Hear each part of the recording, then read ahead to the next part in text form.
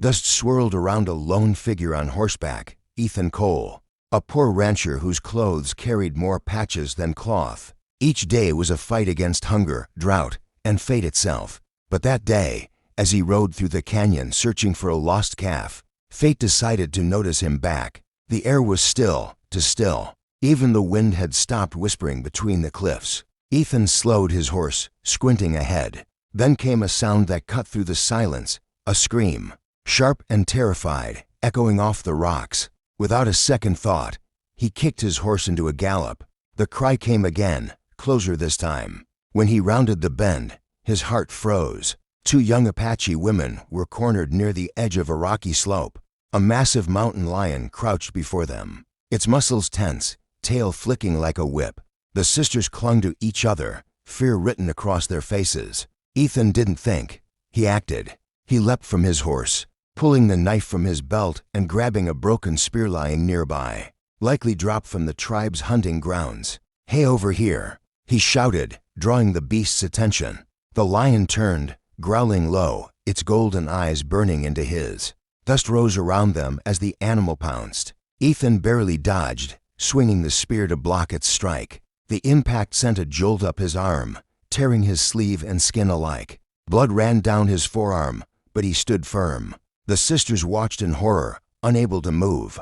The lion lunged again, claws slashing the air. Ethan twisted, driving the knife forward. Pain seared through him, but he didn't let go. Somewhere behind him, one of the sisters cried out in prayer. And in that moment, Ethan wasn't a poor rancher fighting for strangers. He was a man standing against death itself. When the dust settled, the lion lay still. Ethan stumbled back, gasping, arm bleeding freely. The women approached, eyes wide with disbelief. One whispered, "You saved us." "White man," he nodded weakly, pressing his hand to the wound. "Did what anyone should have done," he said through gritted teeth. But he was wrong. In those lands, as he helped them back to safety, shadows gathered on the cliffs above. The Apache warriors had seen everything, and while their sisters were safe, their chief would decide whether Ethan's act was heroism or trespass. The wind returned as Ethan helped the two sisters down the rocky trail, his arm dripping crimson. He could barely feel his fingers, but he forced a grin. "You two all right?" he asked, breath ragged. The younger sister nodded shyly, while the elder one, with sharper eyes and quiet strength, said, "You bleed too." Much. She tore a strip from her dress and wrapped it around his wound. Her hands trembled, yet her voice was steady. "My name is Ayanna," she said softly. "This is my sister Nita." Ethan gave a small nod. "Ethan Cole," he replied. "Glad I found you when I did." But before they could speak further, a sudden whistle cut through the air, a sound that made both sisters stiffen. Ethan froze. The riders surrounded them in seconds, eyes fierce and untrusting. One of them, clearly their leader, dismounted and strode forward, the ruler of the local Apache band. His gaze fell on the two sisters, then on Ethan's bloodied knife. "What happened here?" he demanded in his native tongue, which Ayanna translated quickly. Ethan stood tall despite the pain. "Mountain lion," he said simply. "I only wanted to help." Tanaya's expression was unreadable. He knelt by the dead lion, touched its fur, then looked back at Ethan. "You kill sacred hunter," he said slowly, in broken English. "I didn't mean disrespect," Ethan said firmly. "It was the beast or your daughters." A murmur spread among the warriors. The chief's eyes softened slightly at his daughter's trembling forms. Ayanna stepped forward, her voice rising with courage. "Father, he saved us. The lion would have taken Nita's life." The warriors glanced at one another. Some lowered their bows. Tanaya raised his hand, silencing them. He studied Ethan for a long moment. "You fight brave," he said. "But brave heart does not always mean safe heart." He turned to his men. "Take him to camp. Chief will decide what to do when sun sleeps." Ethan's stomach sank as they led him toward the valley. His horse followed, reins dragging in the dust. He had saved their lives, yet he was now their prisoner. As the sun dipped low, painting the sky in red and gold, Ethan looked at the sprawling Apache village ahead. Fires flickered. Drums echoed faintly in the distance. He didn't know what awaited him, justice, gratitude, or death. But he knew one thing: Fate had shifted again, and he was riding straight into its heart. The Apache village glowed beneath the orange wash of dusk. Fires crackled, drums murmured like distant thunder, and the air carried the scent of smoke and sage. Ethan Cole was tied near the center of the camp. Every gaze that fell on him was a mixture of curiosity and quiet anger. He was an outsider, a poor rancher, who had stepped into sacred land and spilled the blood of a creature their tribe called Spirit Hunter. Ethan sat still, exhaustion pressing on him heavier than the ropes. He could hear the low voices of the people, some condemning him, others whispering that perhaps the spirits themselves had sent him. For every whisper of gratitude, there was another of suspicion. The air hummed with judgment yet to be spoken. As the night deepened, Chief Tenaya emerged from his lodge, his face calm but unreadable. Ayanna and Nita followed closely, heads bowed. The entire tribe gathered around the great fire. Tenaya raised his hand, and silence fell.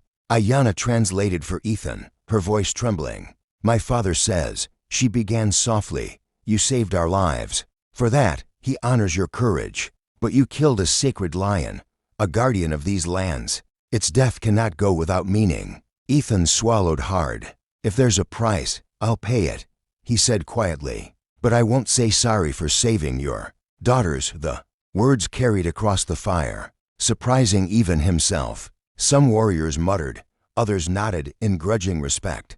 Tenaya studied him long, his eyes like deep stone pools. "You speak with fire," the chief said in his own halting English. "But fire can burn or give warmth. I must see which kind you are." He motioned for the tribe's elder to step forward, a weathered man with white hair and painted skin. The elder carried a bowl filled with ashes and herbs. "Tomorrow," Tenaya declared, "you will walk the trial of balance. You will follow the spirit path of the lion you killed. If your heart is true, the desert will not take you. If it is not, the sands will." Gasps rippled through the crowd. Ethan's stomach tightened. He didn't understand the ritual, but he knew it meant danger. The chief turned and walked away, his daughters watching in silence. Ayanna's eyes met Ethan's for a brief, aching moment, a look that held fear, gratitude, and something unspoken. As the fires dimmed and the tribe retreated into their lodges, Ethan stared up at the stars above the canyon rim. Now they watched as fate tested the measure of his soul. He didn't know what tomorrow would bring, but one thing was certain: his life was no longer his own. The camp stirred to life as warriors prepared the sacred ground for the trial of balance. Ethan stood at the edge of the canyon, his wounds half healed, his hands bound only by honor now. Chief Tenaya watched in silence, his daughters beside him. The air was heavy, as if the desert itself waited to see how the story would end. The sun and the spirit wind. He handed Ethan a staff wrapped in eagle feathers. "Follow the ridge," Ayanna translated softly. "If your heart is pure, the desert will guide you back before the sun sets. If not," she couldn't finish. Her voice broke, and her eyes shimmered with tears. Ethan nodded once. "Then I'll see you by sunset," he said, forcing a grin.